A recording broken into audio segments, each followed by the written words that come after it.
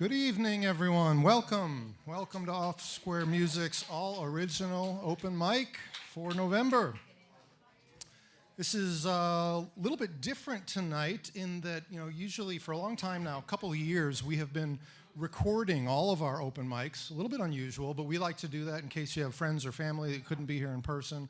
So we would record these, and that means that after every open mic, somebody, that's me, has to go and remix all of that audio and then sync it up with the video and edit down all the videos for each individual performer. And I've been happy to do it. I enjoy doing it, but it's a lot of work. And we got to think long term about Off Square and what's sustainable and what are we going to be able to keep going. And so tonight we're experimenting with a different approach, which is that we are live streaming tonight's Off Square Music open mic directly to our YouTube channel. So, we'll see how this works, but the idea is going forward, we would just live stream all of these directly to our YouTube channel. You can still then share those with your friends and family, and you can send a link directly to where your set starts, and I can show you how to do that if you're not familiar with that. But we're trying it out tonight. If you have any feedback for me, let me know, but like I said, we're trying to come up with an approach that's a little more sustainable and keep going longer into the future. We're also looking at putting some sort of permanently mounted cameras up in here so that we don't have to lug all this gear out. So these are things we're working on, and thanks to all of you for your support and donations, and our friends at Friends of the Opera House who have also been very supportive. We're able to do some of these things. So like I said, tonight is our first test. Hopefully we already have one or two folks that are seeing and hearing us on YouTube, and we'll see how it goes. Please do check your cell phones if you don't mind, keeping those silenced. That does help just to avoid interrupting our performers, especially with the poets. It can be a little bit disruptive. Let's see. Mentioning our YouTube channel, make sure you're subscribed to that, especially now if we're live streaming. You'll get a notification, like some of you, I heard some phones ding. You might have got a notification saying, hey, Off Square Music is now live streaming. So that's because I just started the stream. So you'll actually get notified when we do that. And then those recordings will be up there on our YouTube channel for you to enjoy after the fact. As always, we appreciate your donations. There's a donation box over there by Keith, and we encourage you to support what we're doing here. Off Square is a nonprofit, so $5 donation is suggested. More is always welcome. And speaking of Keith, I want to give a shout out to Keith Johnson, who always does audio for us. It's, I have to say, probably the most important role. Yeah, thank you. Probably the most important role in an open mic, because it's, crafting that whole sound experience that we get, and Keith does a great job, always makes everyone sound good, so thank you to Keith for that. We're doing 10-minute sets as always, 2 songs for the musicians. Poets, we leave it to you, but if you can try to stick closer to 5 to 8 minutes, that does help to keep us on schedule. And with that, we're going to go ahead and get started. So speaking of important roles, I want to welcome up to the stage Terry Loncaric, who will be your host this evening, and she will introduce our first performer.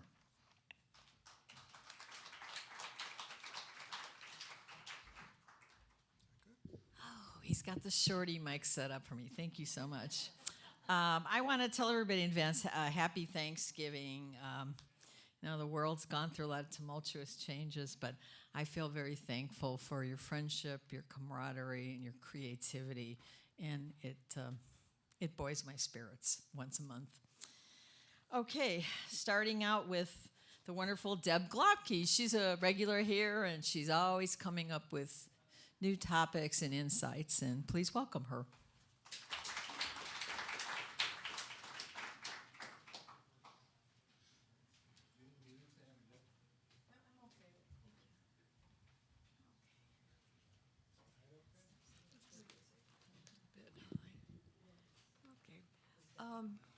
For Veterans Day, my son came into town and put on an art exhibit over at the old courthouse of his late father's artwork.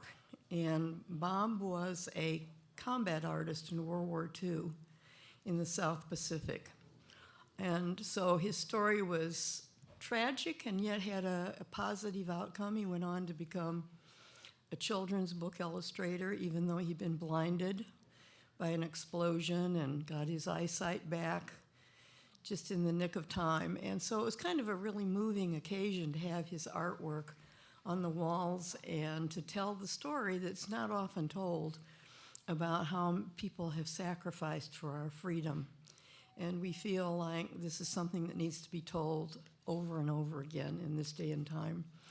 But it was sad, and my son, I think, was working through his grief, and I wrote this poem for him. It's called Inheritance.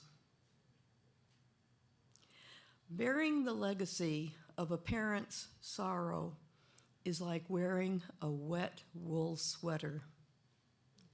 To honor, yes. To remember, yes. To love, more is not required. The weight of life is one's own to wear forever, made miserable by discomfort or shed of restraint by taking off this sweater, made wet with tears. Instead, open the treasure box, hold his purple heart, remember the good and his choices, then fly free. Thank you.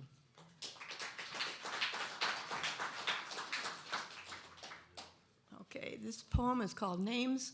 I think it's really important in this day and time right now that we're going through to be friendly and kind, especially with a stranger. You never know whose life is going to be improved by a happy hello or, some sort of a nice thing to do for one.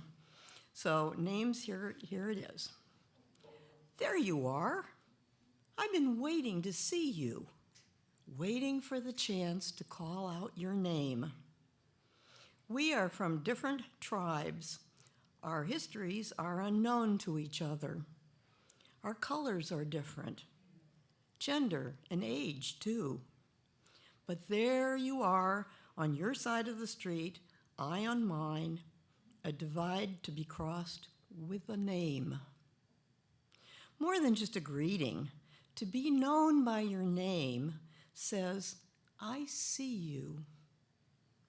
Without a name, we are strangers, unrecognized, just another face, without standing in this world.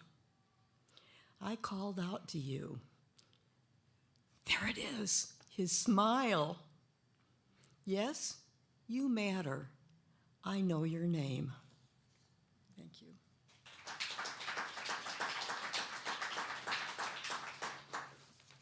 My last poem was written during the convergence of Halloween and just after the election. I still had my decorations up, and it's called Pumpkinhead. Sound familiar? The party is over. I blew out your last breath. Now your light is dimmed. Your orange glow as cold as death. Bats are back in the belfry, masks are put away, but words still linger, scattered like leaves on the grave.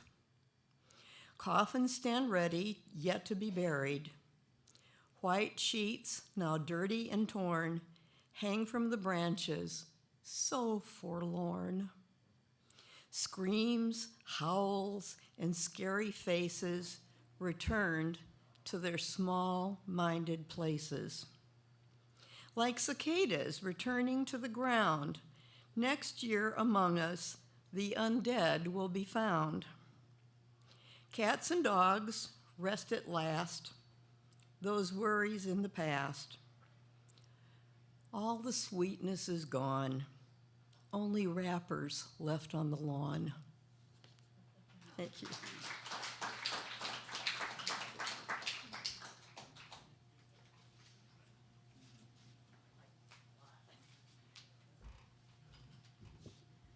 And now Gale Harris, another fixture in our poetry and music event, is going to come up and read some new poems.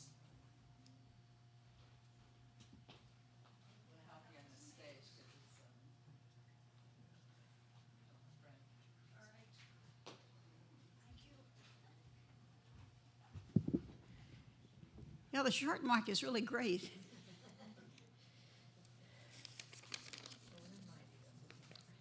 Okay, this first poem is called Light.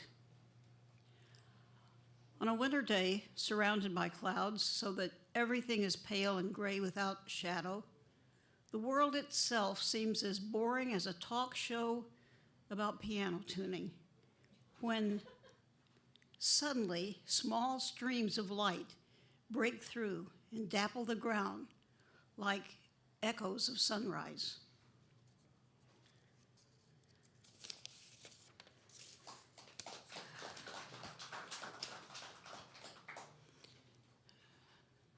Winter. The snow came, silent as an old friend, to surprise us in the morning. And then, snow's foul companion, a wind like a raging drunk, moved in and scattered everything. The snow, the plastic garbage bins, and piled the snow in unrelenting drifts against the porch and the garage doors. It was as unforgiving as a politician with a grudge. Today it's quiet again. Snow was docile, even beautiful. But, the weatherman explains, the wind is lurking in the north.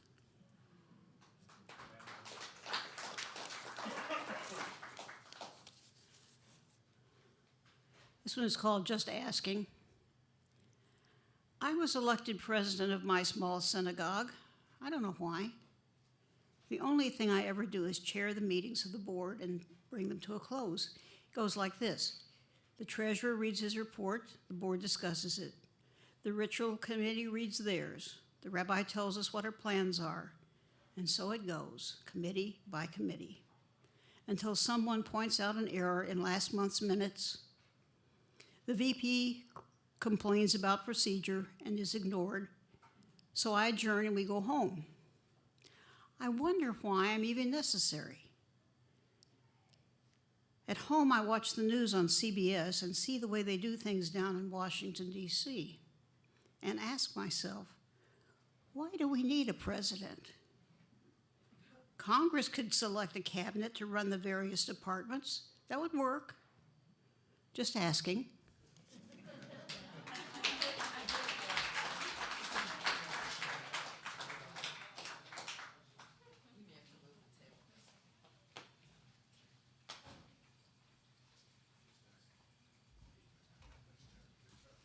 And now our resident essayist, Judy Fergen, and she always presents an essay about some memory or aspect of life.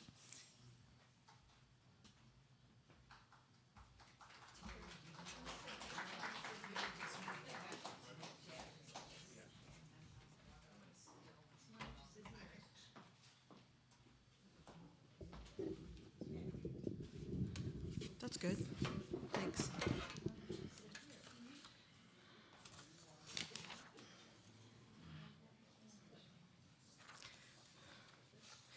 This one's called Autumn in the Midwest.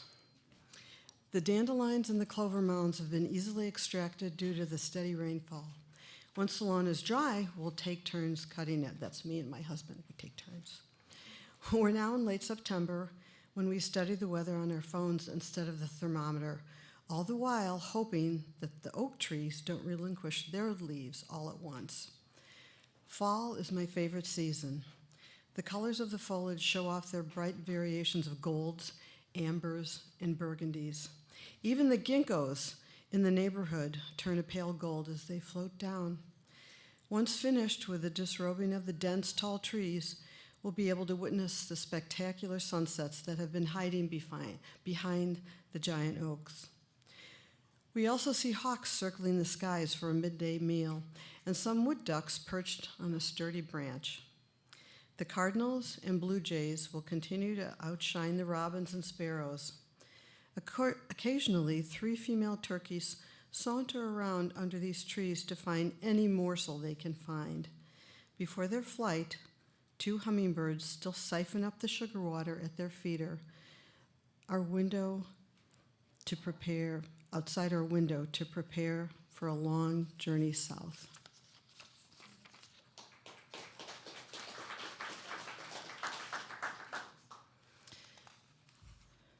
This title is What I Remember Growing Up. Growing up between 2 brothers, I became a tomboy. I only wore dresses to school, to church, or a birthday party. For shoes, I either had saddle shoes or black patent leather shoes. After breakfast in the summer, I dressed in boys' clothes that were hand-me-downs from my oldest brother, and as long as I didn't go far, I climbed trees by myself.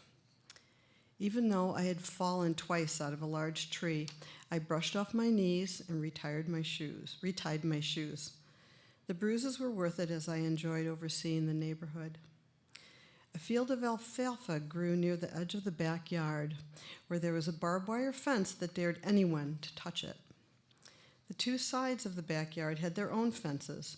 One was made from slim pieces of wood, painted white, and the other side had 4-foot-tall dense bushes.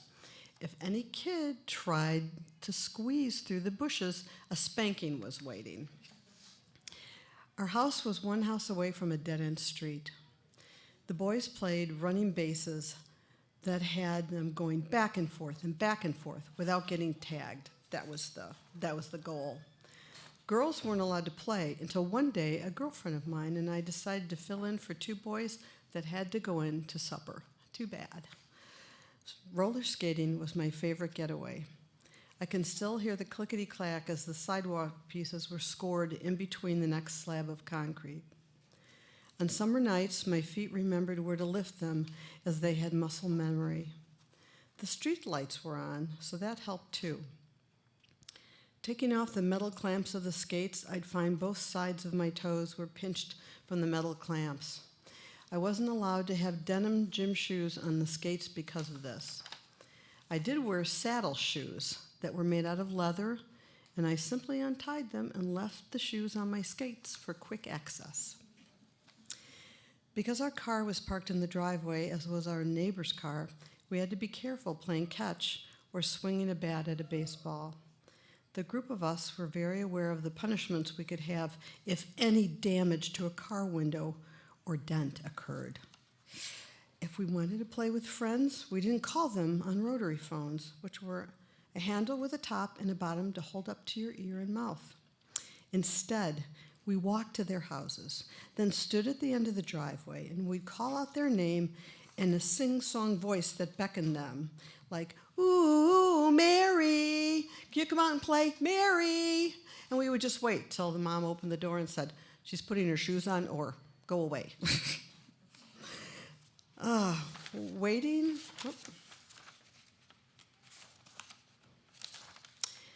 Waiting was part of the plot, and soon the friend would come out to the front porch, gym shoes in hand, and sit down on the front porch to put them on. Sometimes one of us would get the nerve to knock on the door to inquire if our friend could come out to play. As for daytime television, Captain Kangaroo with Mr. Green Jeans was available, as was Garfield Goose, the Mickey Mouse Club, Ding Dong School, and Bozo Circus. There was no remote to use, so changing the channel meant getting up off the couch and going to the TV was the only way. Fraser Thomas hosted Family Classics. Ed Sullivan was on early Sunday evenings. He'd have quite a combination of singers, dancers, and comedians. It included new groups as the Beatles, and also soloists, Buddy Holly, Elvis Presley, Janis Joplin, and Nancy Sinatra. We are completely spoiled with our cell phones to check options.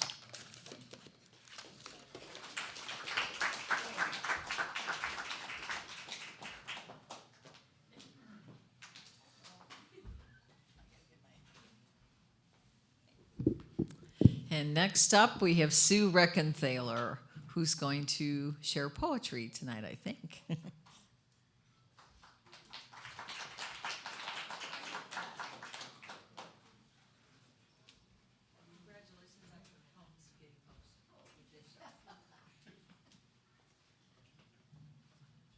you like this? Yes, please.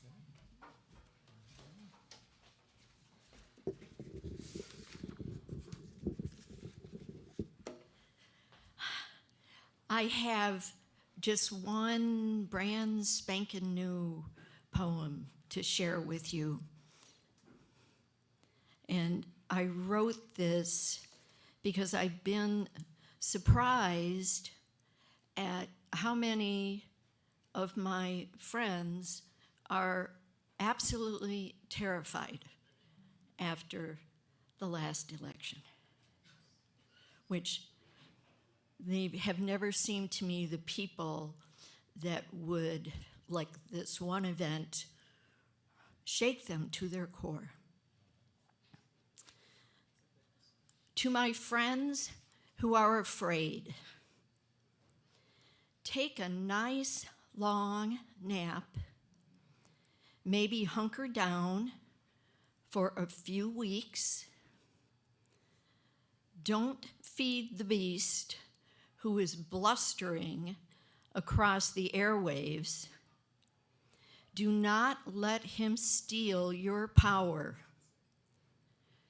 We have work to do, hearts to open, hearts to change. We have faced greater foes than one orange man in the Capitol. We have faced greater foes than his army of soulless charlatans. Look closely at me.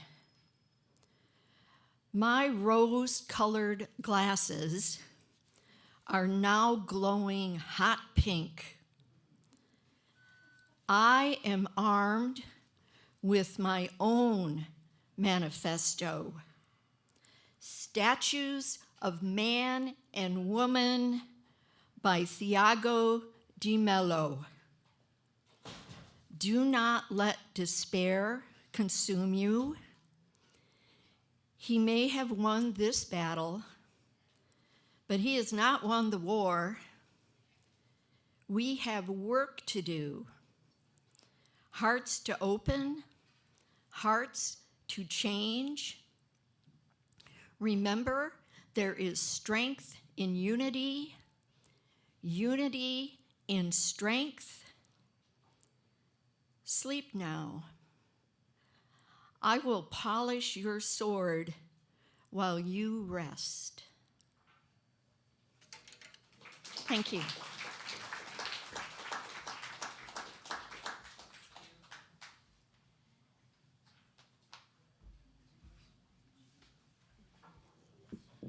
Well, I look at it this way. We survived Watergate, slavery, and a lot of other things. We are the United States of America. We're still a democracy. Okay, next up is Diane Wlezien. I almost forgot, sorry. And she's going to share some very poignant, revealing poems tonight that are different from some of her past works.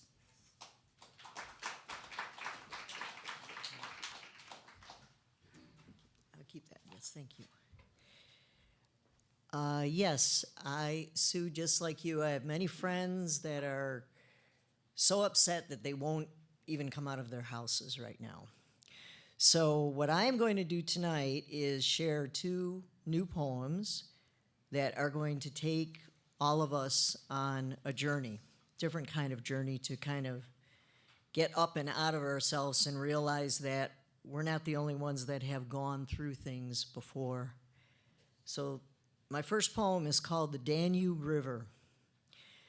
You are not blue in color, really. For the blue Johann Strauss Jr. referred to was to be intoxicated or blue, just as one can become drunk on your dark beauty.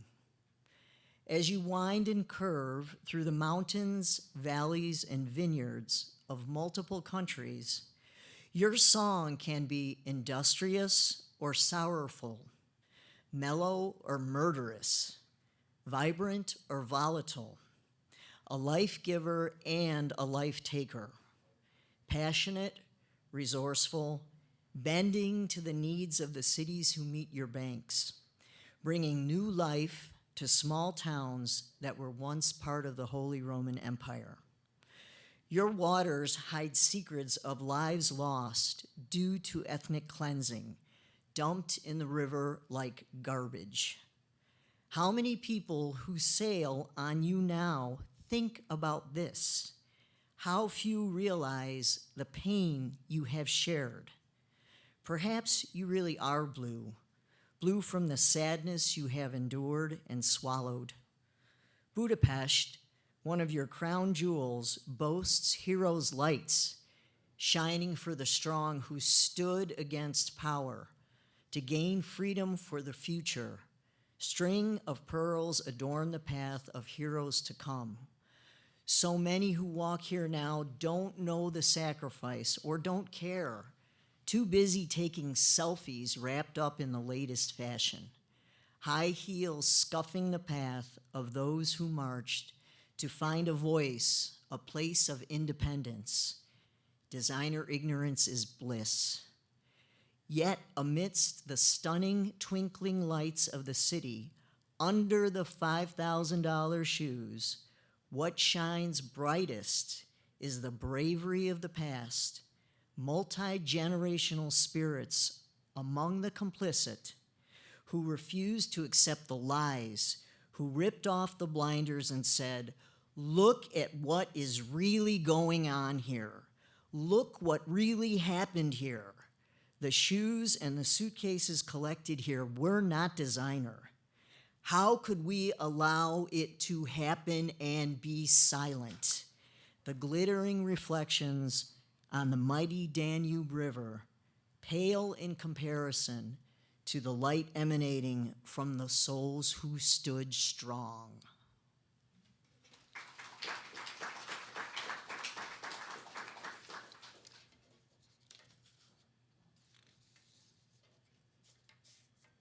Driving past a familiar frontage road alongside a cemetery, a street sign reads, "Road ends." How true. Seeing this hit me particularly hard that morning, for I had been thrust into the role of caregiver to someone I loved deeply. And I felt the brevity of life so viscerally, it was as if the sign had brought me closer to the present moment than any meditation ever did. And I knew in that moment, amidst the grief, the pain, the anger, the anticipation of losing the person I cherish so much, that now was the time to savor every smile. Now was the time to say, "I love you." Now was the time to have so much gratitude for all that we have and all that is to come, and not just for my loved one, but for everything and everybody.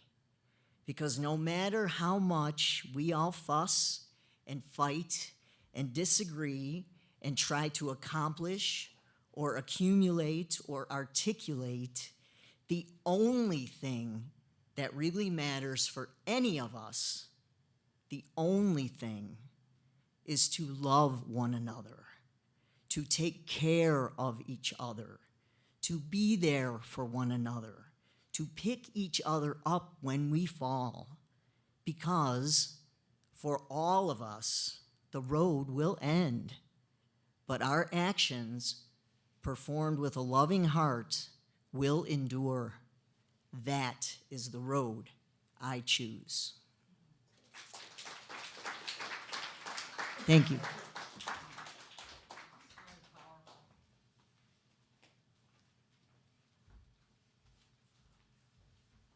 It's hard to come up here after that. That was a really powerful poem. Next up, we have Candace Constant, but I am thrilled to introduce a newcomer who is going to share poetry this evening. Come on up, Candace. Or maybe Candace didn't make it. Okay. Announcements. Back to you. All right, well, we adjust as we go, right? I have just a few announcements, then we'll get back to the performers. Got a couple of special events coming up for you in December, in addition to our regular open mics, which I'll get to momentarily. We've got Tricia Alexander is going to be here later tonight. I don't think she's here yet, but she will be. She told us she would be arriving a little bit late. but she will be doing a set for you later. And I mention that because she's doing her 40th annual Trishmas concert, and that will be right here at Stage Left on December 22nd. That's a Sunday from about 2 p.m., probably running until, oh, we're just speaking of you, Tricia. How perfect timing. So there's Tricia, and as I was saying, the 40th annual Trishmas concert, December 22nd, Sunday, 2 p.m., right here at Stage Left. This is a ticketed event. We have the tickets up on our website now, so head over to offsquaremusic.org, and you'll see the 40th annual Trishmas concert there. Click on there, and there's a link to get your tickets. They're $15 each, and this is going to be, as I said, a really special event, not only because it's the 40th, but also because it will feature Tricia, along with her friends Alpha Stewart Jr., Diana Laffey, and Rich Prezioso. In fact, they're going to have a small set by Small Potatoes. So also a few other local singers, I understand, will be joining in. So it should be a lot of fun. Get your tickets. Hope to see you Sunday, December 22nd, here at Stage Left, 2 p.m. And we also are going to be doing our New Year's Eve fundraiser and celebration, just like we did last year. It was a lot of fun. If you weren't part of it last year, you definitely don't want to miss it. It was just a blast. The only difference is that this time we are going to be down at Unity Spiritual, just a couple of blocks over. And we will be following a similar format to last year. We do have a fundraising target. We'll have the thermometer going and all that. We'll kind of track things as we go through the evening. We were successful last year. We're optimistic that we can do it again. We're not selling tickets. Just register to let us know you're coming so we know how much pizza and non-alcoholic champagne to get, since we will be at Unity Spiritual. It will be non-alcoholic champagne. But enjoy a wonderful evening of music and friends and good times. We'll be starting at 8 p.m. over at Unity Spiritual, running right up through the new year, through midnight. And we're sign up to perform for that. If you go to our usual sign-up page, so go to offsquaremusic.org, click on Sign Up to Perform, and it gives you a list of events you can sign up for, and the New Year's Eve open mic is one of the options you can choose. So please do sign up. It's basically like an extended open mic going 4 hours long. We'll have a couple of feature performers in there, but obviously there's room for a lot of others to participate. So do sign up. We'd like to have as many people share their music or poetry and other talents as we can. So that's on New Year's, which, by the way, falls on a Tuesday this year. So mark your calendars, Tuesday, December 31st, 8 p.m. over at Unity Spiritual, and sign up to perform, please, on our website. Then we've got our regular open mics. We've got the second Friday, which is our normal open mic, where sort of anything goes. We get a lot of covers, and mostly tends to be music. That's on Friday, December 13th. And the feature performance will be Andy Andrick, who's here tonight. He'll be leading us in some Christmas sing-alongs, so that'll be a lot of fun. We hope to do that on an ongoing basis. We want to have a little bit of a sing-along component for those open mics going forward, something we used to do a long time back, and it was actually Keith's idea to bring that back, so looking forward to that. And then on the fourth Friday of each month, we do this all-original open mic, so that'll fall on December 27th. Starting at 7 p.m., just like the other open mic. And we also do a virtual open mic every single Saturday on Zoom, 7 o'clock. If you haven't had a chance to join one, they're always a lot of fun. And after going more than 4.5 years now, they're still going strong. We usually get 20 to 30 people every week, and it's just a wonderful time. We have usually somewhere between 6 and 9 performers that do 10-minute sets, and then we do some music trivia at the end that Andy puts together each week. And whether you want to come and just listen or join in, please do. You can sign up for the every Saturday virtual open mic email list on our website, and then you'll get the links in your inbox. Thanks to all of our volunteers tonight. I already mentioned Keith Johnson handling audio earlier. Thanks also to Andy Andrick, who helps us with setup, and our MC, Terry Loncaric. And back at the bar, we've got Sam tonight. Thank you. And I mentioned donations. We've also got off-square merchandise. If you haven't had a chance to see that, that's on our website too. You got shirts like the one I'm wearing, and a bunch of different colors and designs, hats, tote bags, all kinds of other things to help spread the word. That's about all I got for announcements, so I'm going to hand it back over to Terry Loncaric to get us going again.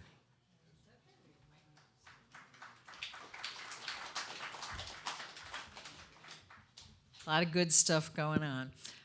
Next up, Mike Preston, wonderful storyteller.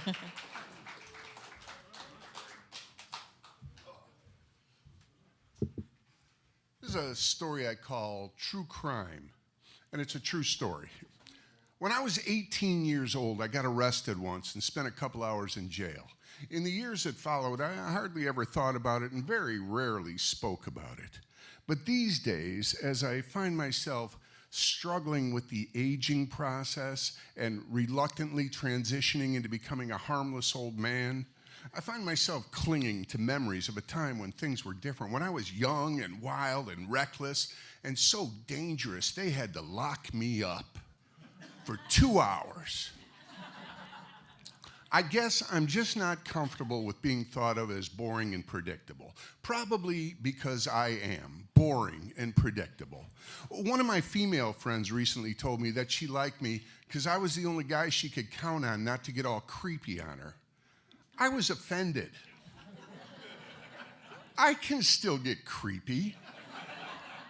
I need a nap in the afternoon, but when I'm well rested, I can be just as creepy as the next guy.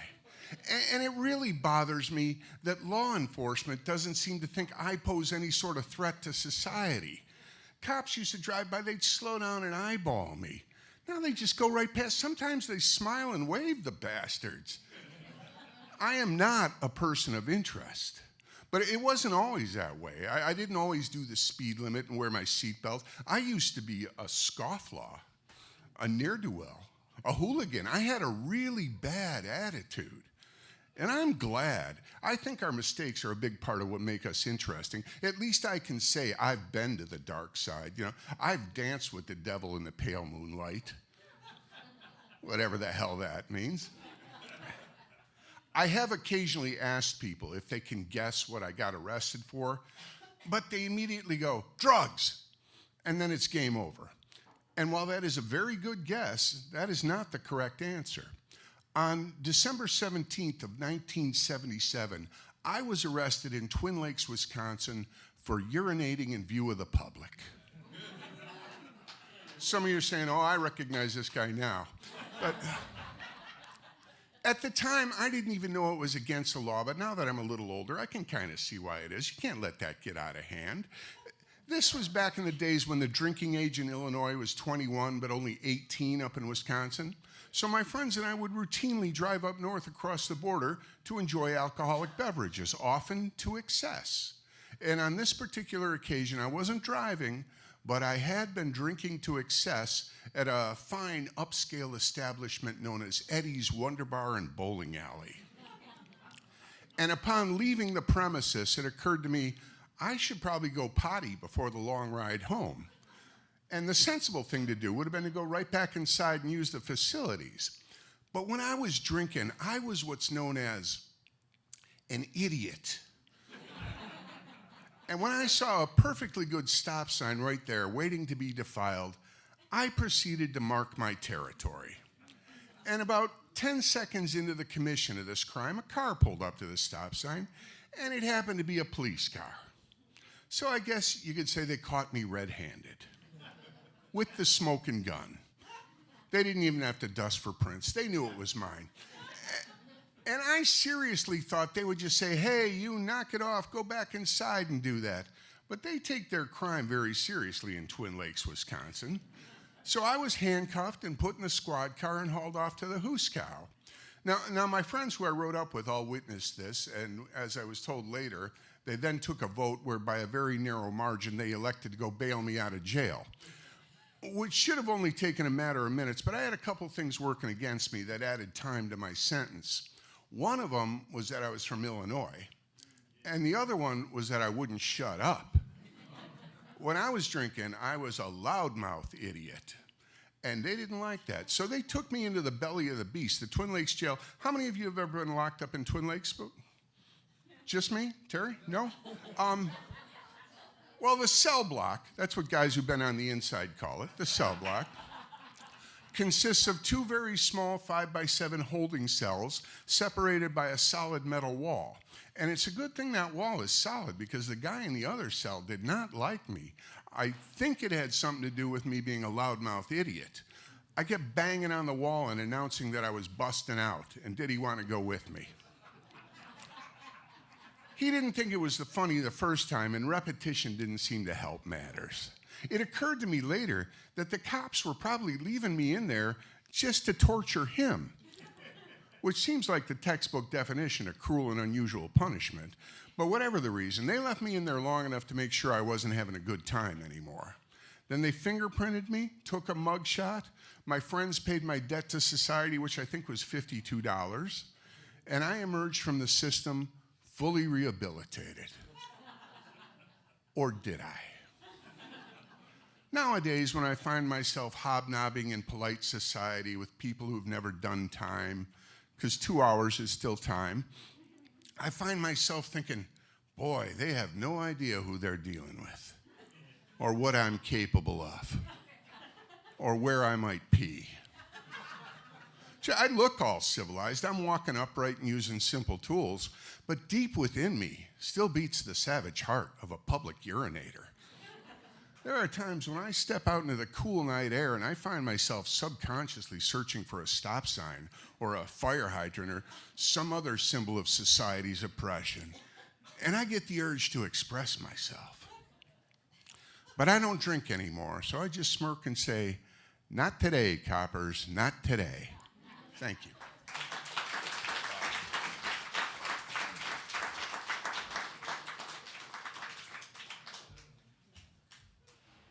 Oh my God, the jails would be full if I think of all the people I went to college with that did that.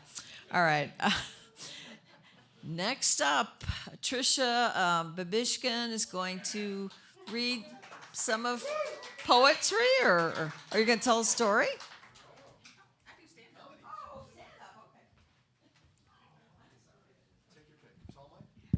Just a loose mic is what I need. Thank you.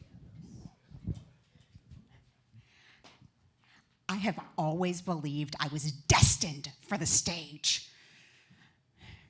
In my mind, it was a little bigger. There were backup singers and dancers. My ass was not in a window. I have a confession. I was born in Mississippi. Give it up for the 49th state in education. Their state motto is, "Thank God for Arkansas." This is a big deal to me because in the South, it matters where you're born. It ties you to your identity, your people, your very southernness. For example, you could live in Biloxi, Mississippi your entire life, be born of people born and raised in Biloxi, Mississippi. But if you had the misfortune of being born while they were on vacation in Michigan, you are not a Southerner. In fact, you're a Yankee. We have a lot of rules in the South, but one thing I've never understood is why we give our children names. There's a 50-50 chance you're never going to be called by the name you were given. Bubba, Son, Gomer. Or you're going to be called by all of your names. James Wyatt Johnson Phillip, one person. I don't know the real names of most of my elderly relatives. In fact, it was at my great-aunt Lillian's funeral I learned her name was not Lillian. My mother learned her name was not Elmer. Let me explain. In the Northeast, when they drop all those R's, when they park their cars, those R's flow right down to the Deep South. And we add them to the end of words that end in vowels. So standing at my Aunt Lillian's funeral, my mother tapped my grandfather on the shoulder and said, "Oh, they misspelled Lillian's name." He looked right at her and said, "Nah. Her name was Elmer, E-L-M-A, Elmer." Now, speaking of funerals, I have another cousin. When she died, they brought her body home for an extended visitation. In a casket. It's not a weekend at Bernie's thing. We're not that weird. But that's what we used to do. We'd bring them home, put them in the front room, and we'd visit for a while around the dead. Now, her daughter, Trudy, I took one look at Mama's beehive, and I got to tell you, she did not approve of what the funeral home did. So she took her comb and her brush and she tried to tweak it a little and try to make it better. But she didn't know that funeral homes use an industrial lacquer that today we would use to waterproof marine boats, or is possibly the same thing my grandmother used and called gravy. One or the other. So things went from not quite right to downright awful. Or as we say in the South, it got wusser and wusser quick. So Trudy decided that honestly, the only thing she could do was wash Mama's hair and start over. Now, nobody was there to witness this fiasco, but I can only imagine that this is what happened. Nani was laying in her coffin in deep repose, finally throwing off her mortal coils. Her daughter shoves her hands underneath that body, pulls her up by the armpits to a seated position, kind of stuffs some things around her, probably the throw pillows from the nearest sofa, just to keep her upright, pulls out the basin of water and washes Mama's hair, sets it in curlers, and gets that bonnet hairdryer going on top of her. You know the kind, it looks like a giant trash bag with a hose out the back. About the time Trudy sits down from all of that work, in walks the pastor and his entire family.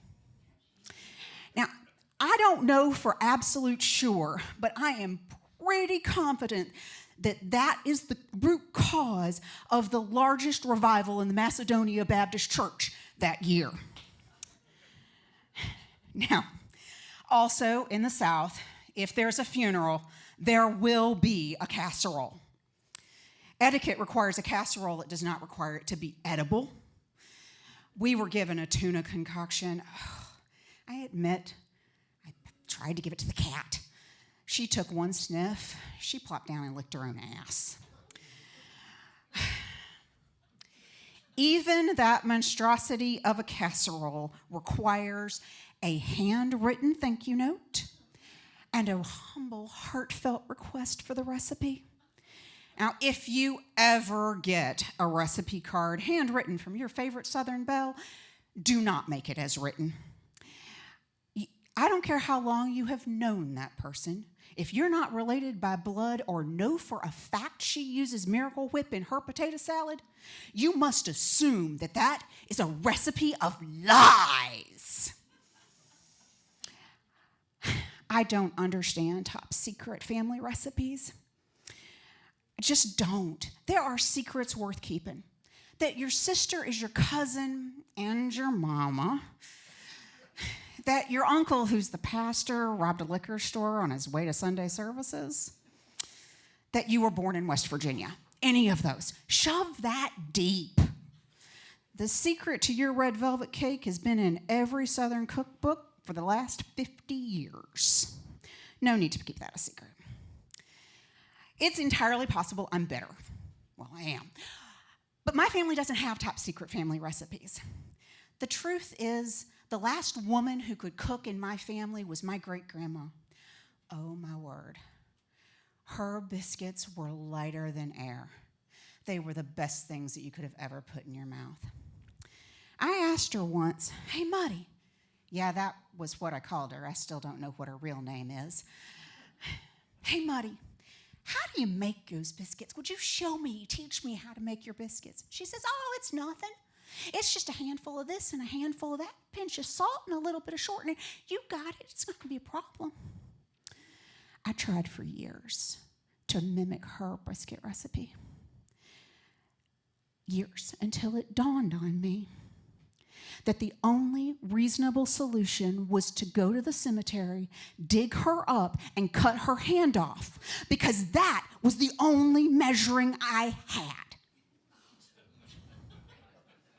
So I did. I make fabulous biscuits now. Thank you so very much. I'm Tricia Babischkin.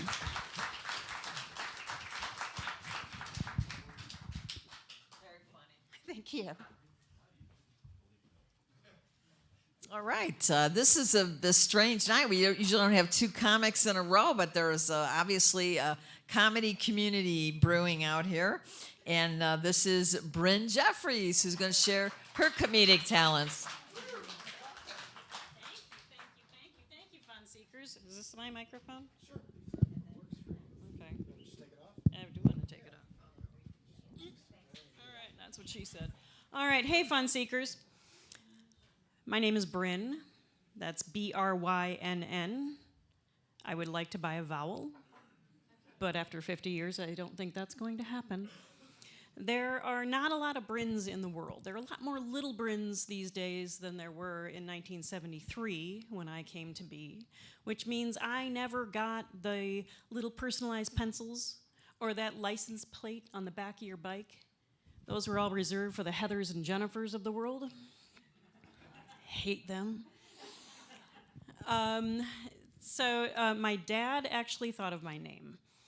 And he was commuting into Chicago, and he passed a little street called Bryn Mawr. And he thought that was cool, which is what happens when your parents smoke a lot of pot in the 60s and the 70s, and probably beyond. And you know what? He was going to Chicago, so it could have been a lot worse. I could have been lower whacker.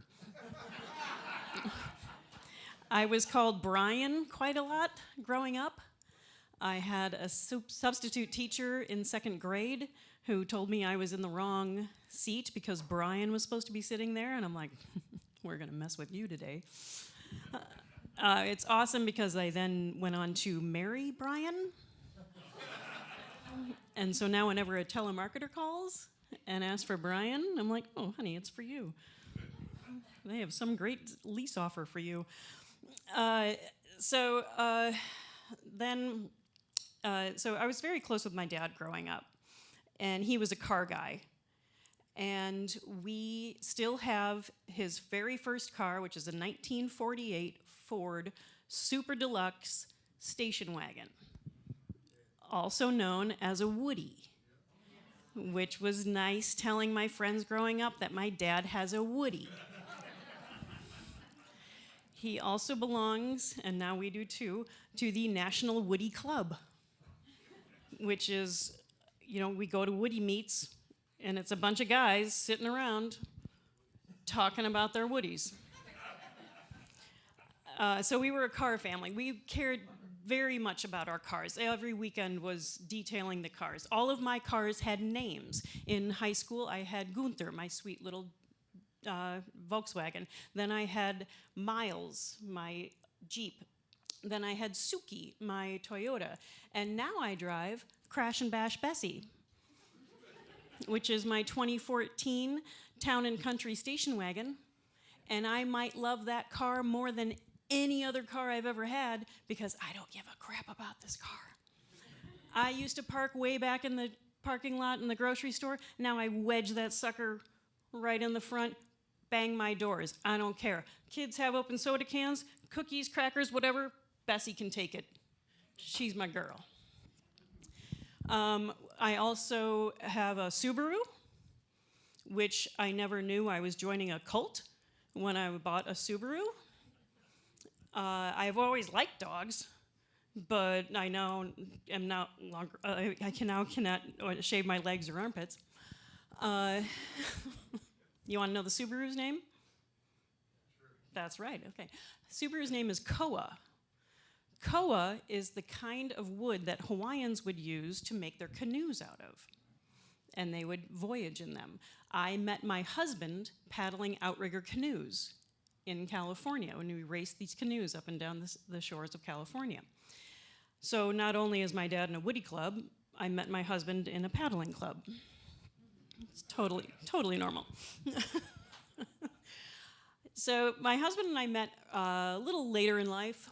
I lovingly refer to him as my cockroach because nothing can kill him. He was a Navy SEAL. He has been shot at. He has surfed the biggest waves where you need to wear a helmet to surf. He has a cancer survivor, and so nothing can kill him. He's my cockroach. I might kill him about 3 a.m. when he's snoring, put a little pillow over his head, just shh, shh, shh, shh, shh. When we first got together, he told me, he goes, you know what, I'm probably not going to be able to have kids. And that's what the Navy doctor told him, and I'd like to have a few words with that Navy doctor now, because we actually did have a kid, and she's amazing. She's awesome. She's so talented, and she's so smart, and I love her to death. And then we had another one. You know, anyone here have kids? And you know when you're in the hospital and they tell you, you know, whatever you do, don't shake the baby. It's like, why would I shake the baby? That didn't even occur to me. She's why they tell you that. Don't shake the baby. So anyway, but no, she's turning out to be a pretty good human, and I appreciate her. So we are a big, happy family, and I appreciate all of your time here tonight, and thank you so much.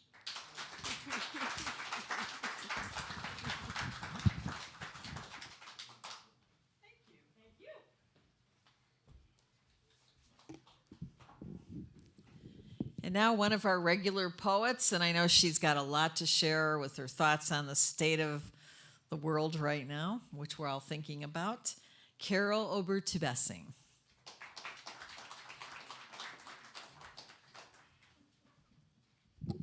Thank you very much, Terry. Thank you all for being here.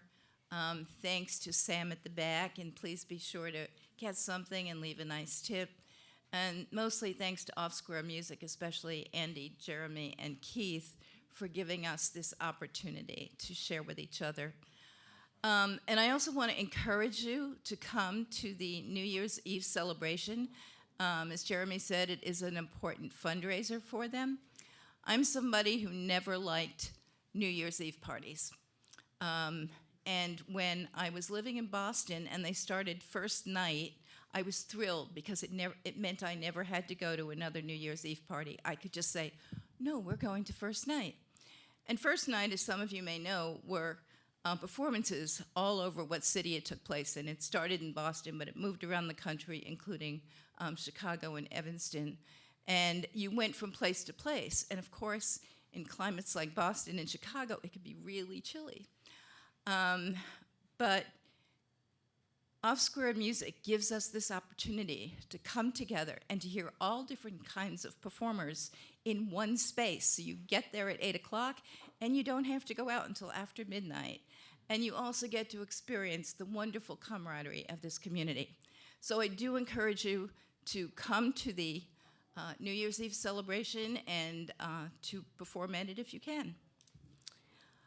As Terry said, I have two poems for you tonight, reflections on the state of the world. The first one is a poem I wrote a while ago, and I keep revising it.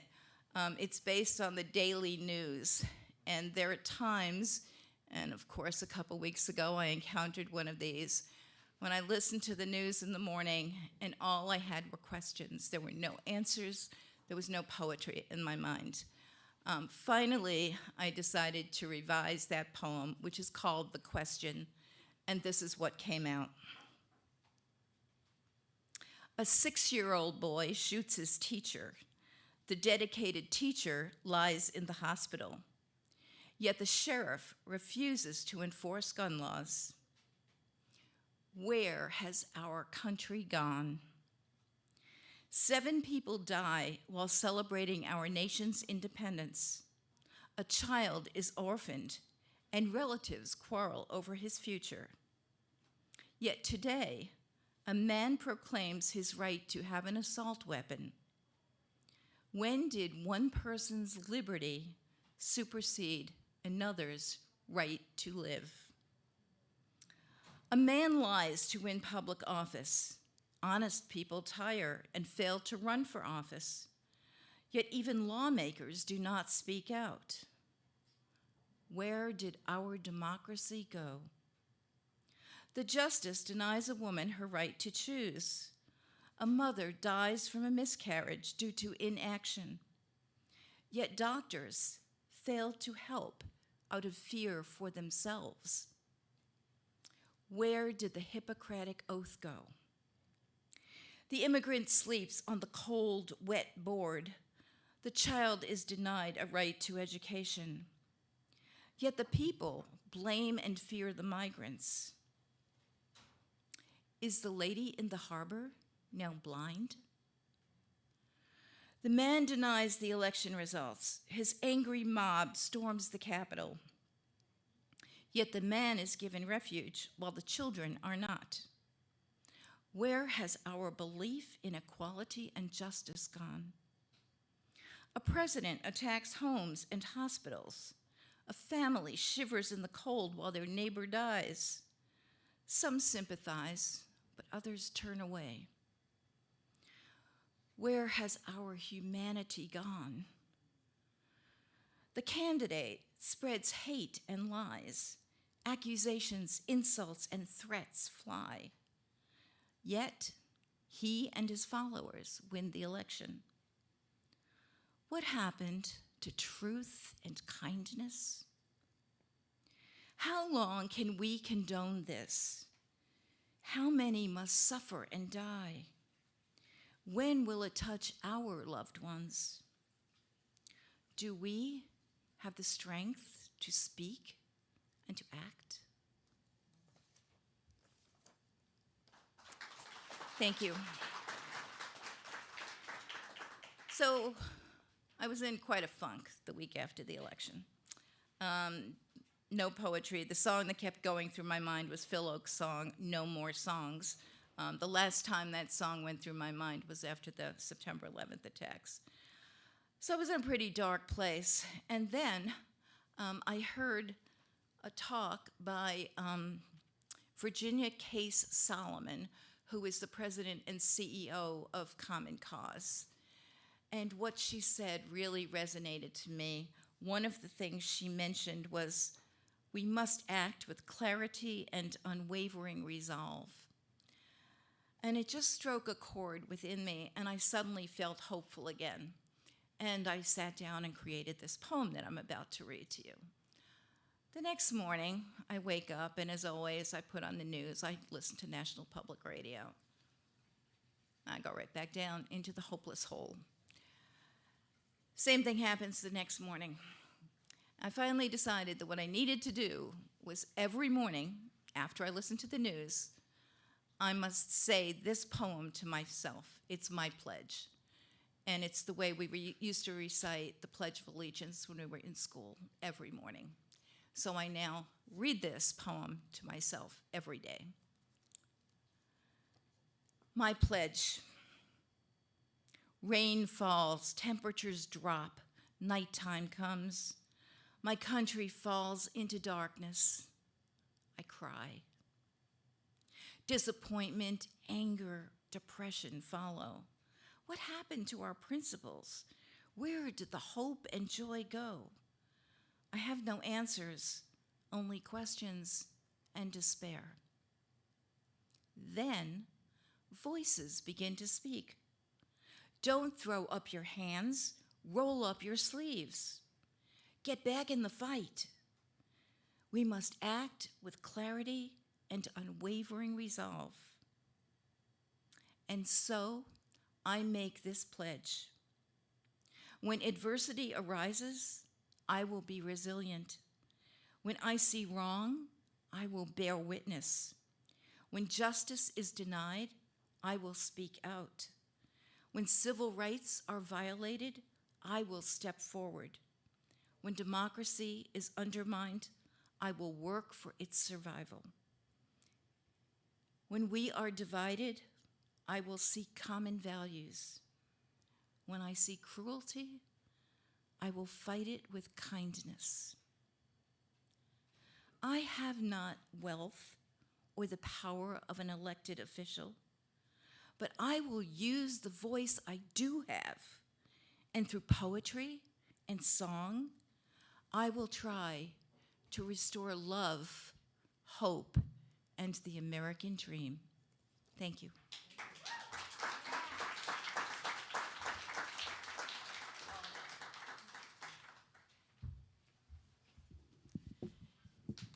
It's great that we have such a spectrum of work. Isn't this a marvelous event tonight? Let's give everybody a hand.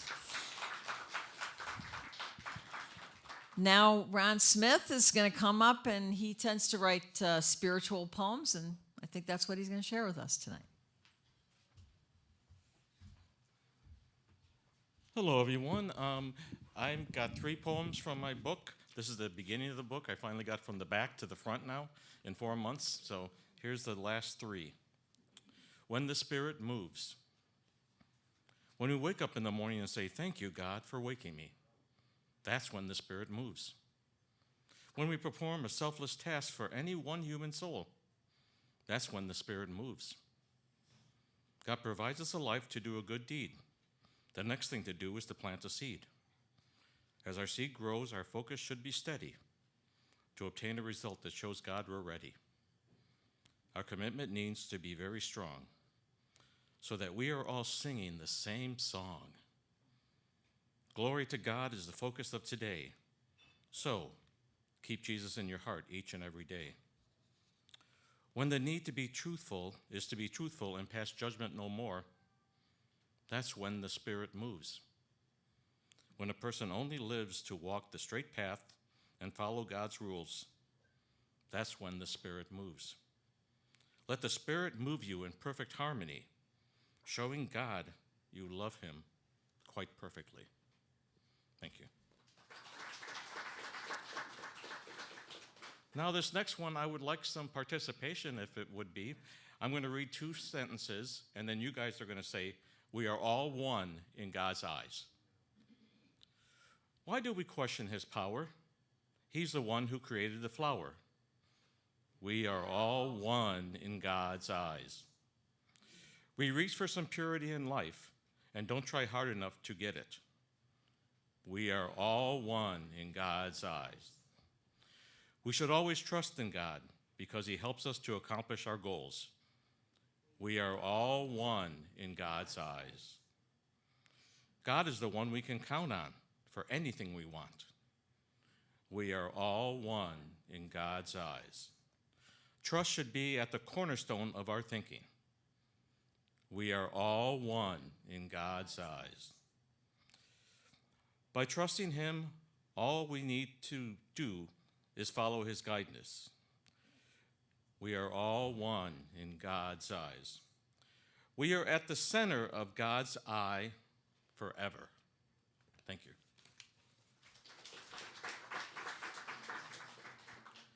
This one's titled, "My God is Everywhere." My God is all around me. My God breathes life through my very veins. My God gives His commands, and I follow them to the letter. When I go to bed at night, my God is with me. When I go to work and do my tasks each day, my God is with me. When I leave work and travel home safely, my God is with me. When I do the leisure activities by myself or with others, my God is with me. There is nowhere God is not when I keep Him in my heart on a daily basis. All my efforts are funneled through God before I complete my action. My God is everywhere. He knows my every care. My God is everywhere. He will always be there. If we can all think in this manner to have a wonderful and peaceful life with God, the word impossible will be taken out of the English language dictionaries. Thank you.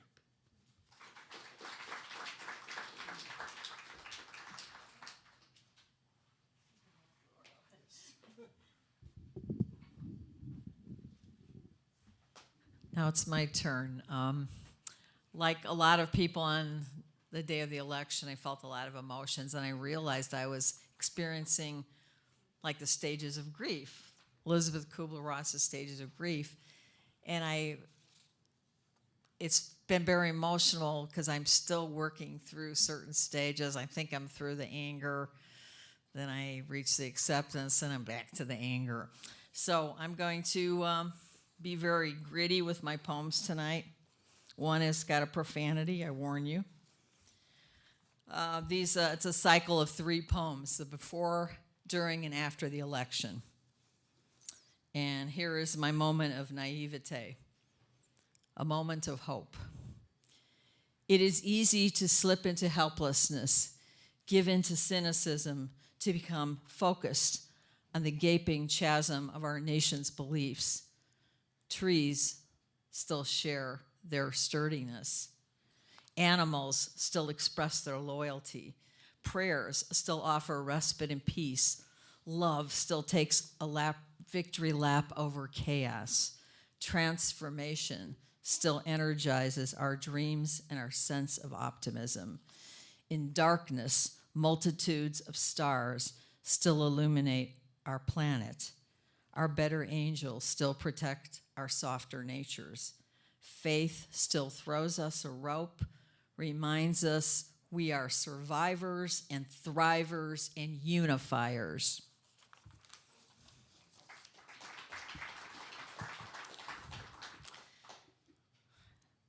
The despair of the day, a very short poem, the shortest I've ever written. Not enough. I voted for democracy over chaos. I guess that wasn't enough.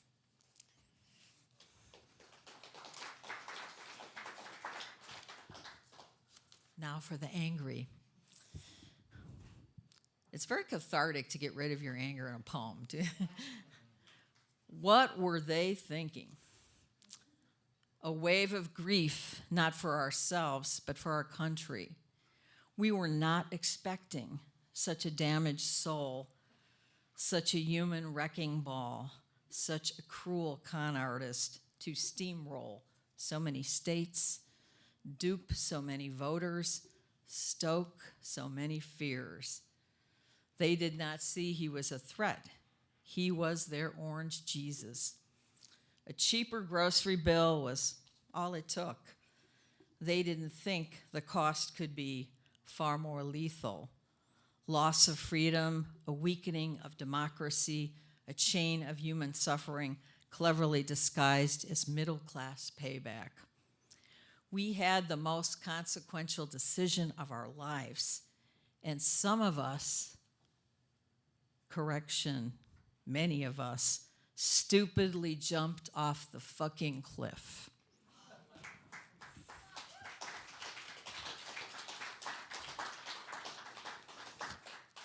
And now for the musical stylings and philosophy of the wonderful Dorothy Biris.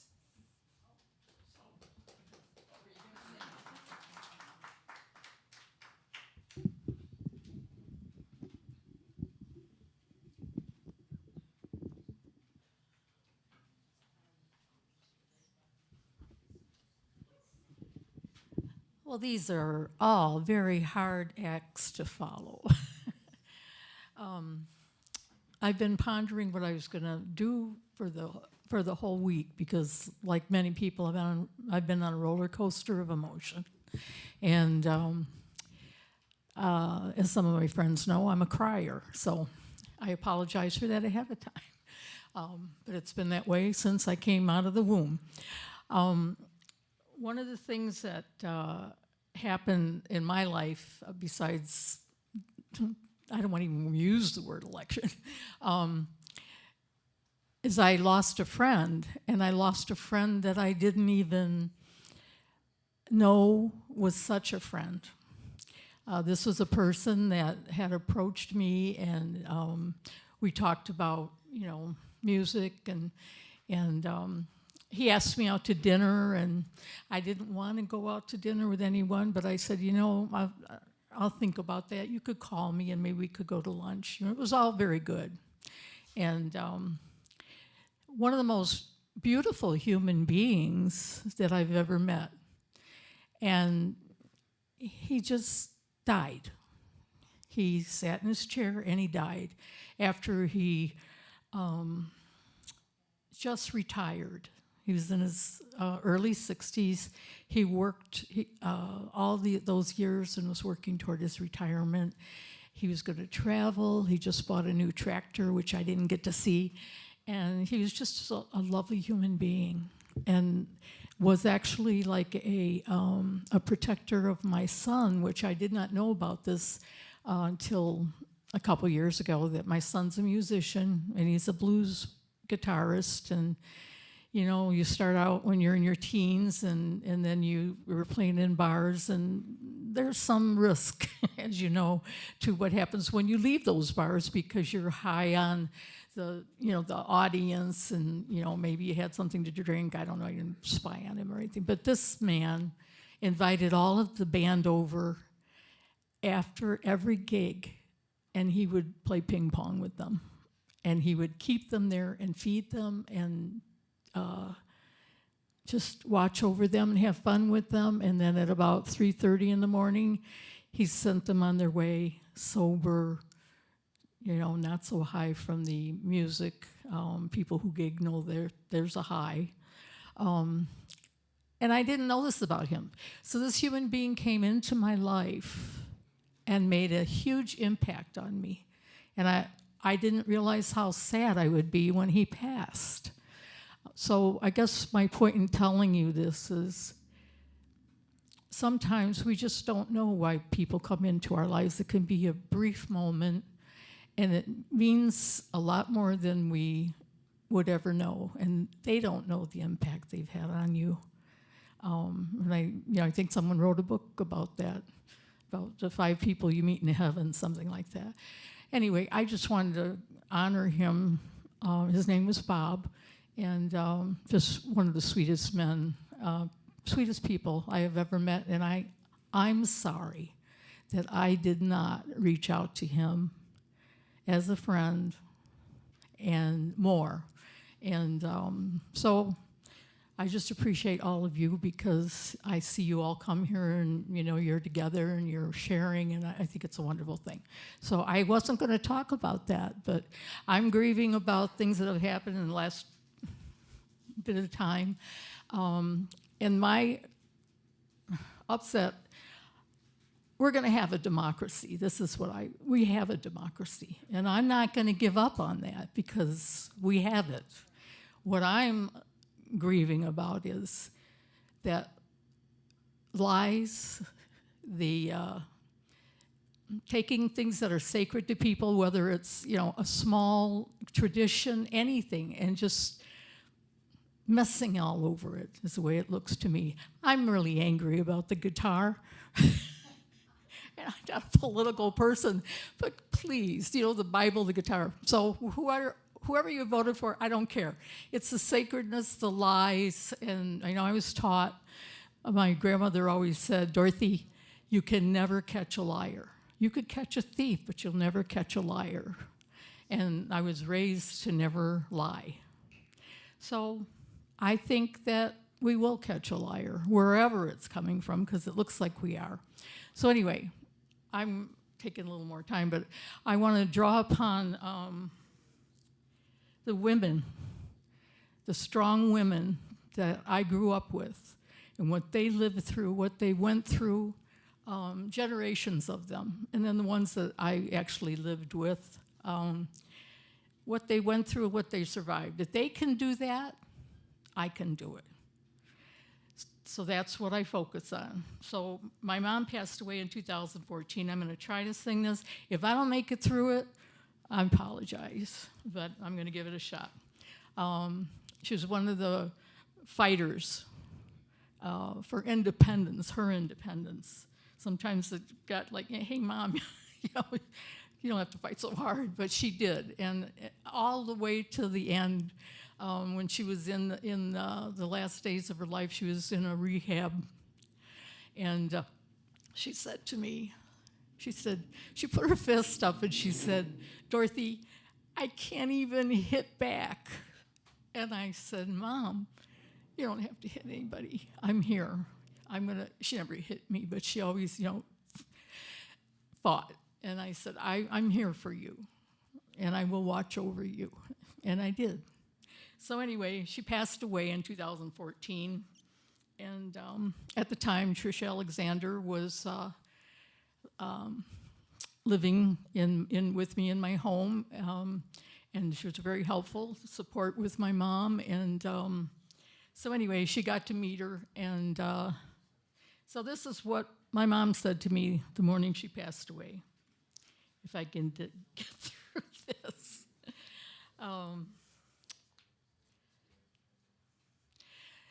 Hey, baby girl, the sun came up and it's a bright new day.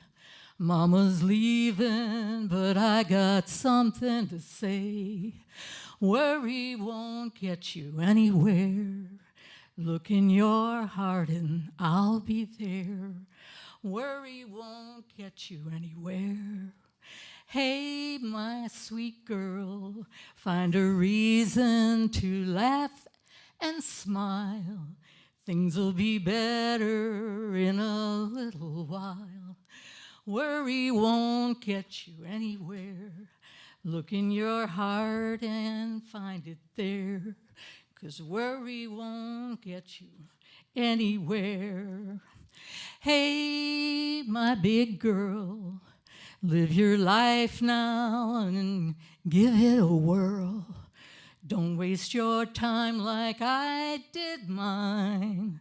Worry won't get you anywhere. Look in your heart and find it there, 'cause worry won't get you anywhere. Hey, baby girl, you know you were born to sing and dance. Step right up now and give it a chance. Worry won't get you anywhere. Look in your heart and find it there. Worry won't get you anywhere. Hey, sweet girl, I know you're grieving 'cause I'm on my way. I've been watching and you're doing okay. Worry won't get you anywhere. Look in your heart, it's always there. 'Cause worry won't get us anywhere. Thank you very much.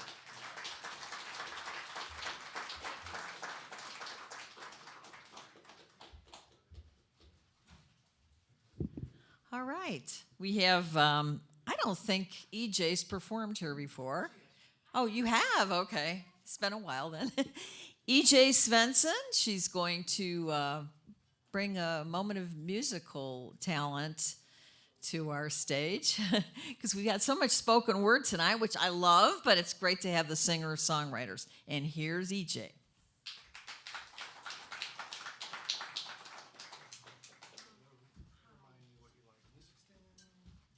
I don't need a stand, I do need a chair. Regular kind of lower chair? If we could get a higher one, that'd be great. If not, I'll take whatever you got.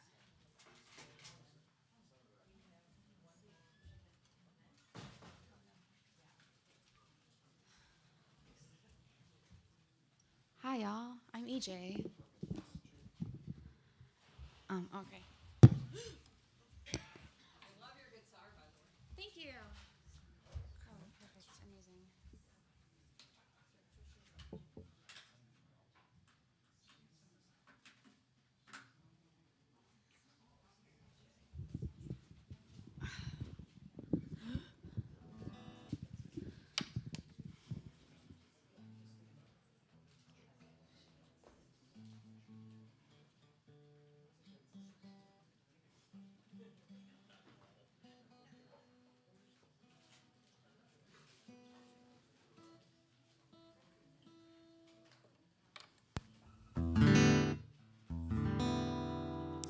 Hi, y'all. I'm EJ.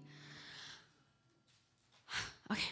I'm going to be playing a song that I wrote and then a poem that I wrote as well. I just want to say before I start, I think it's just really impactful and powerful to hear a lot of people write about the post-election world we are living in. And I don't pretend I have the answer to anything in this world, but I think the more that we create, the more that we take our power back. So, okay.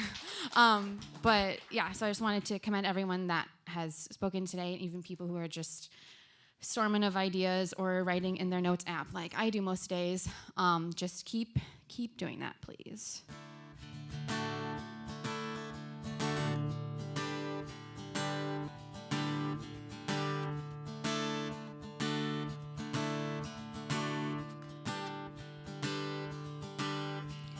When you wake up next to her, touching her body, kissing her cheek, does your mind float over me?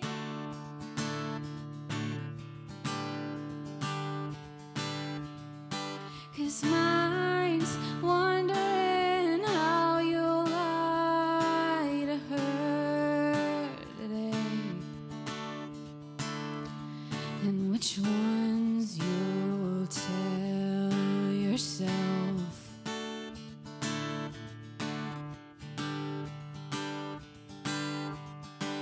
And I can't decide if I want you to think about me today. My scars are screaming your name, and I hope for your fiance's sake she hears it.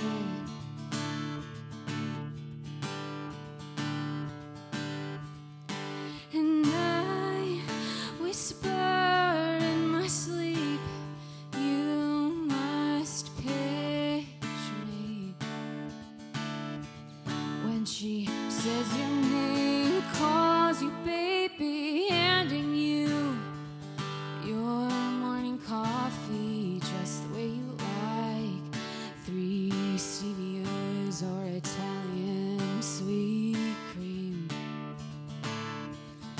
But maybe that's the lie that I tell myself.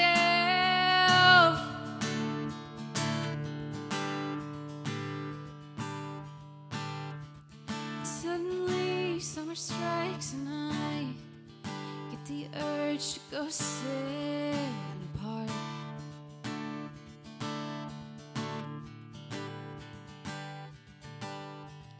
But today, of all days, I can't hide the wound. That's okay. Maybe I'll be braver next year. Maybe I'll be better next year.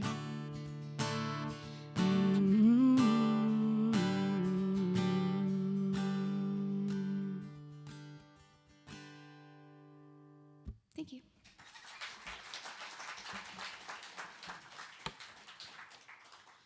Okay. Just stay.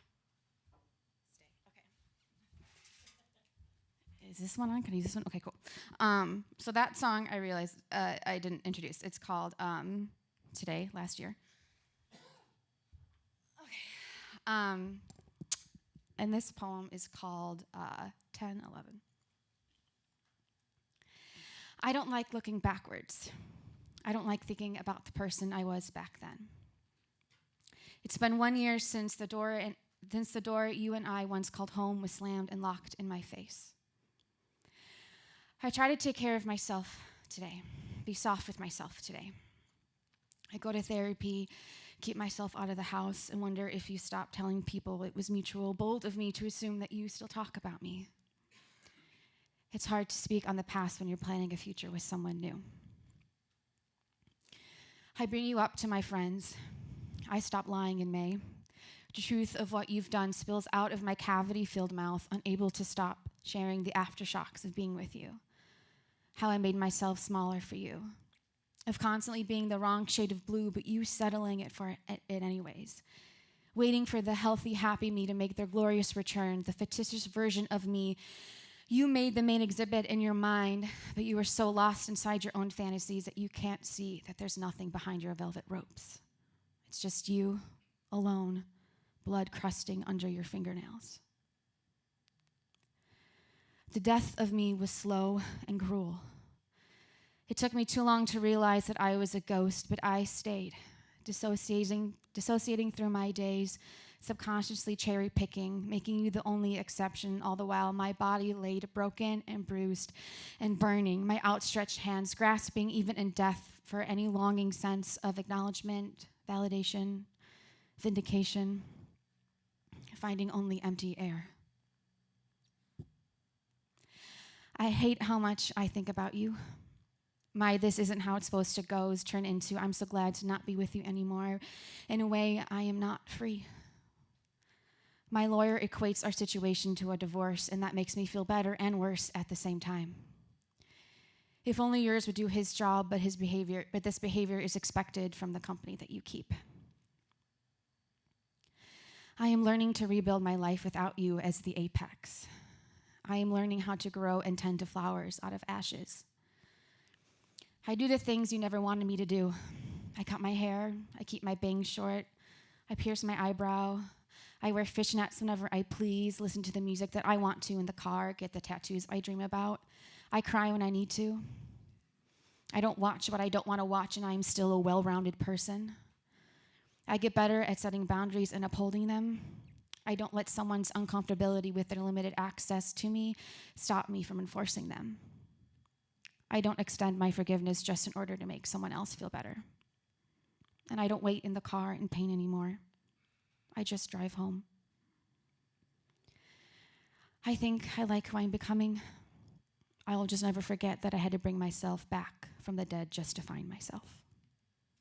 Thank you.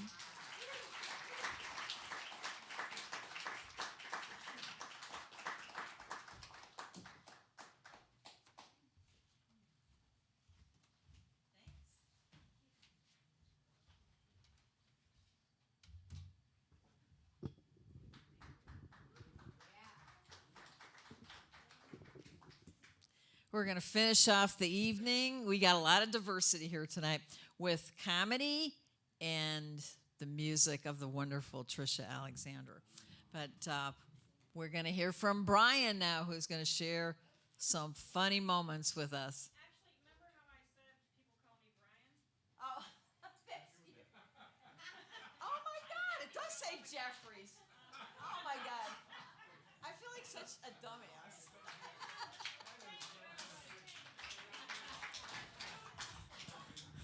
Okay, we needed that. We need some humor.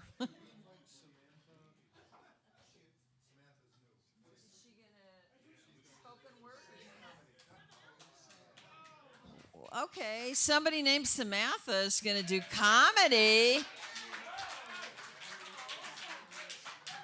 Are you guys, did a comedy club close out or something? All right, make us laugh.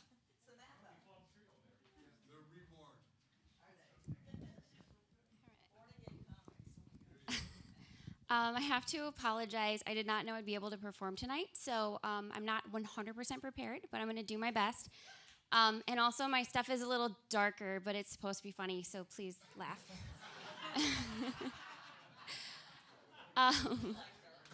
My last name is Chiappone, by the way. Thank you for trying. Samantha Chiappone. I'm a librarian by trade. Thank you.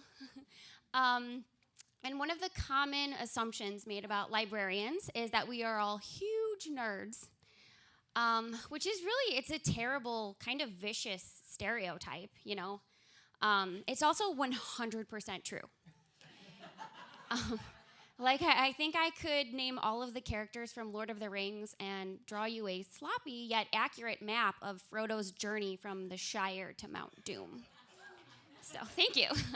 Never thought that skill would help me. Here's how nerdy I am now.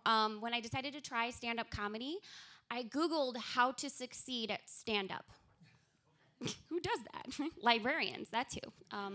Librarians do that. In fact, we Google all the time. We spend a lot of time on Google, so much so that I think that our master's degrees should have been in Googling instead of a master's degree in library and information science, which is a real degree, and that's what my degree is in. But I should have been a master Googler instead. I think I could find anything. Someone asked me to find an article from a magazine in the 90s, and I found it. Don't like to brag, but I did.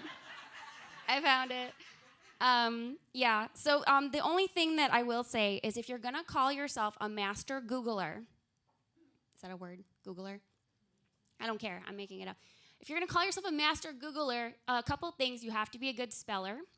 And you also have to not fumble the keys so much when you're typing. And I know this because when I Googled how to succeed at stand-up, I typed STABD instead of STAND, and Google thought I was trying to search how to succeed at stabbing. Stabbing. Well, it populated a search, so I hit enter and figured, why not? I'm curious now. A couple things came up.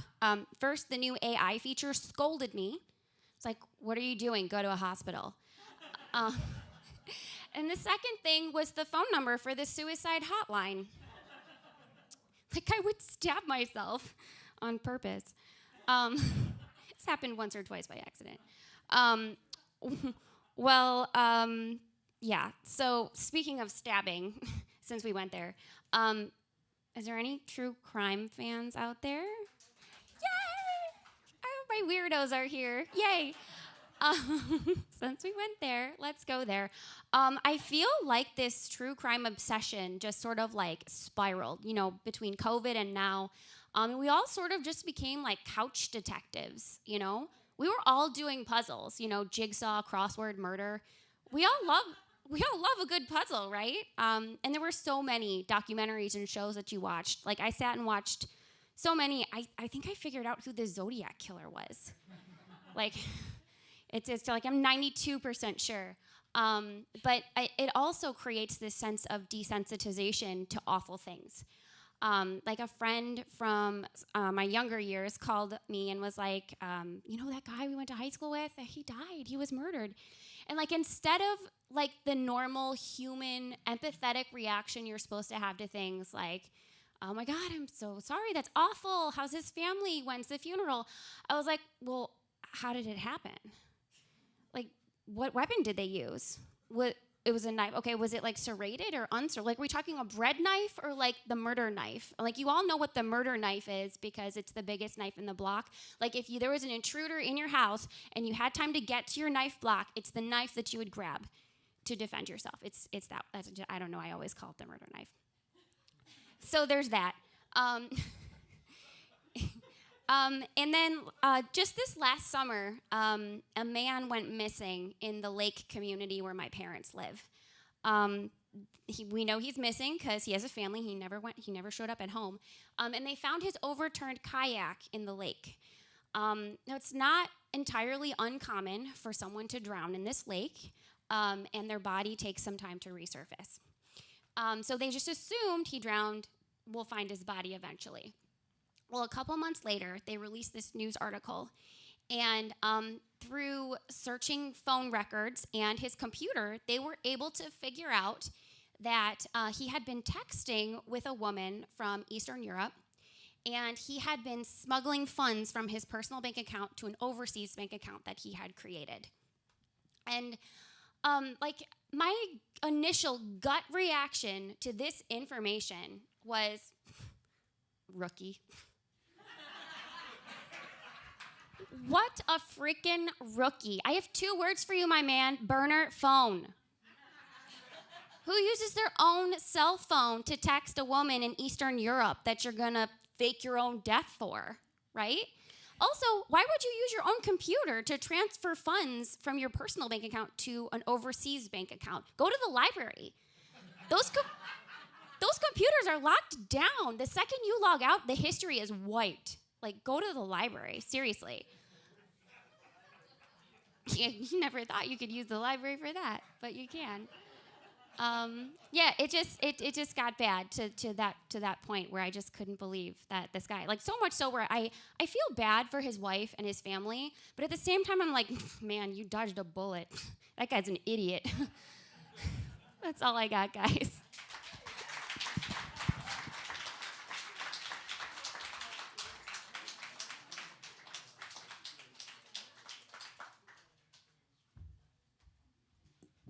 That was a nice comic relief, wasn't it? I love shows like Forensic Files and Snapped when I can't go to sleep, but then I have like the worst nightmares.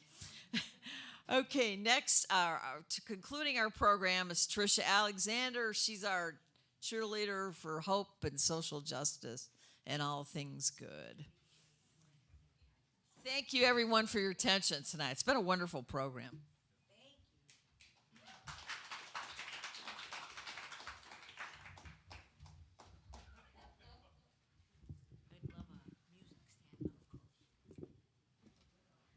It has been a wonderful program.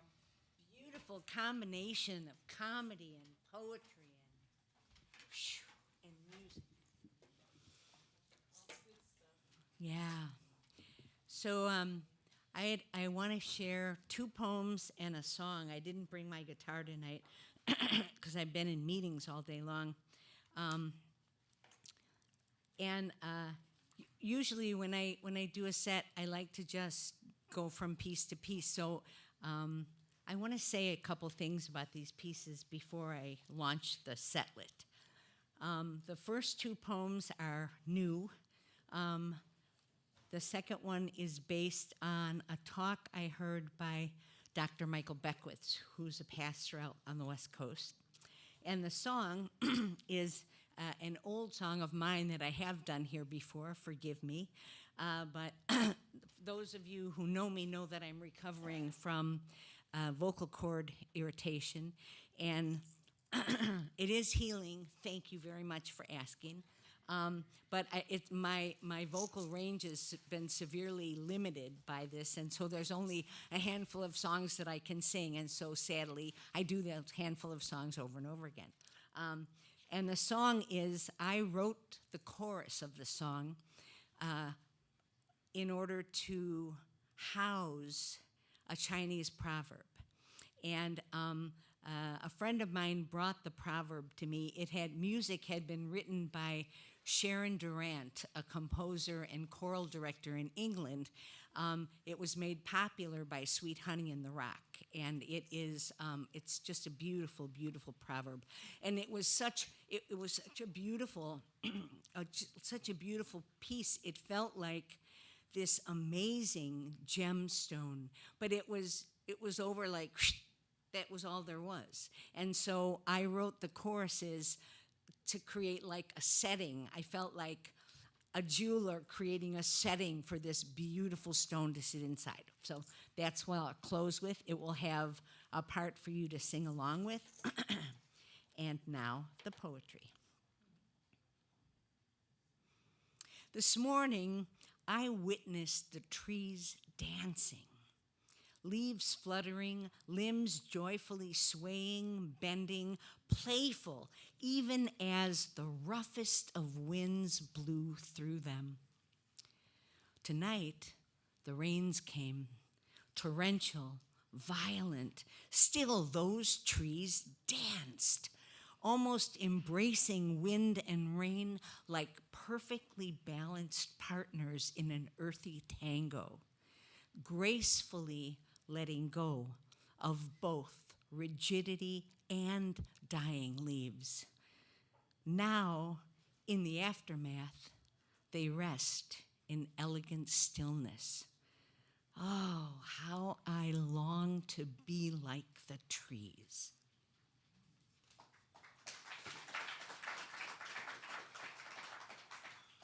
Okay. This one's a little longer.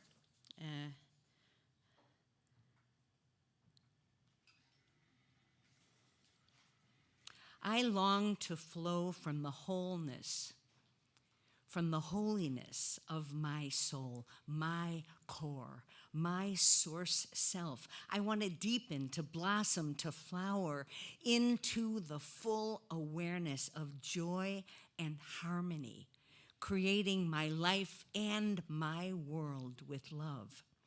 Rooting, then reaching from wholeness. Rooting, then reaching into wholeness. Always in motion. From wholeness to wholeness.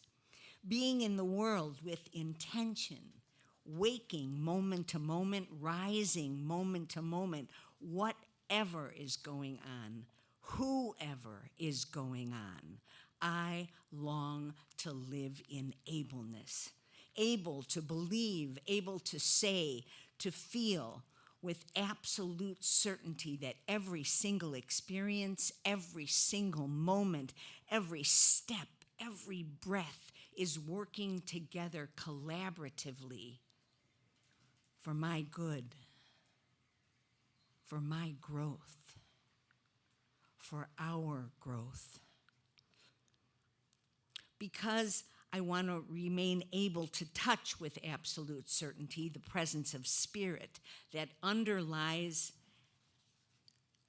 that expresses, motivates, manifests. Wait, I want to back up. Because I will remain able to touch with absolute certainty the presence of spirit that underlies everything. The presence of spirit that expresses, motivates, manifests with every courageous word I speak and sing and write, with every intention that I dare to dream, with every single step that I am able to boldly walk forward. Yes, forward. Every single step, knowing the path will appear even when I can see no path. Because I'm able to let go of the idea of security, since I have birthed the knowing that my only security lies in my becoming even more me. Finally, I am awakening and connecting to the depth of my own awareness of pure spirit, maiden, mother, priestess, crone, yes, priestess, then crone. Finally, she has arrived.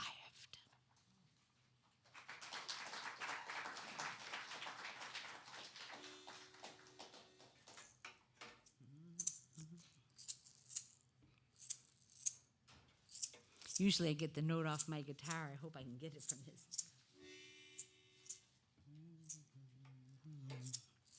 I will walk slowly, slowly with my sister. I will walk one step at a time.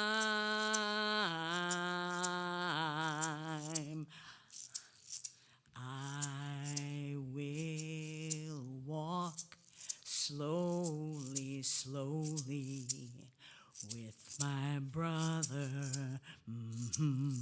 I will walk one step at a time. In the light, I will walk. I will walk slowly, slowly, slowly, sister, with my sister. I will walk one step at a time. I will walk slowly, slowly with my brother. I will walk one step at a time. In the light, where there is light in the soul, there is beauty in the person, and where there is beauty in the person, there is harmony in the home. Where there is harmony in the home, there is honor in the nation. And where there is honor in the nation, there is peace in the world. I will walk. I will walk slowly, slowly, slowly, slowly with my sister. I will walk one step at a time. I will walk slowly, slowly with my brother. I will walk one step at a time in the light. Can we do it one more time? I will walk slowly, slowly with my sister. I will walk one step at a time.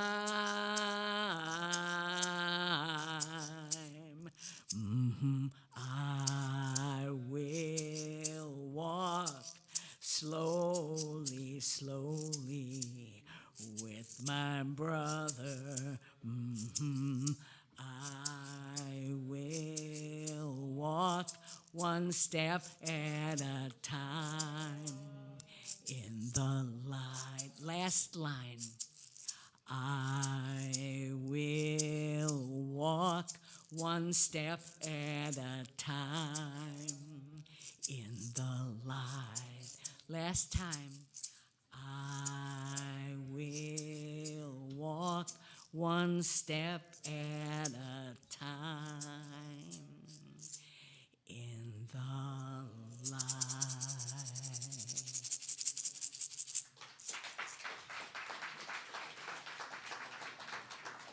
Thank you. I hope you'll come to the Trishmas concert. This will be the 40th year that I've done the Trishmas concert. Alpha Stewart is a brilliant percussionist, and it's worth coming just for his rendition of Little Drummer Boy. And so we'll be doing a few serious pieces. I'll be joined by a chorus from Diane Wlezien, Kate Moretti, and Mary Furlong have confirmed. Diana Laffey has been a part of it with me for years. And we do serious stuff, and then the Trishmas carols that I can't help myself because I'm a Gemini. And a little sample, if I can do it. Silent night, holy night, all is calm, all is bright, round yon Virgin Mother and child, round yon Virgin Mother and child.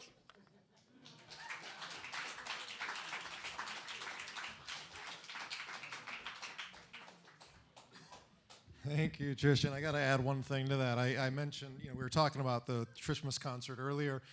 It's on December 22nd, Sunday, 2 p.m.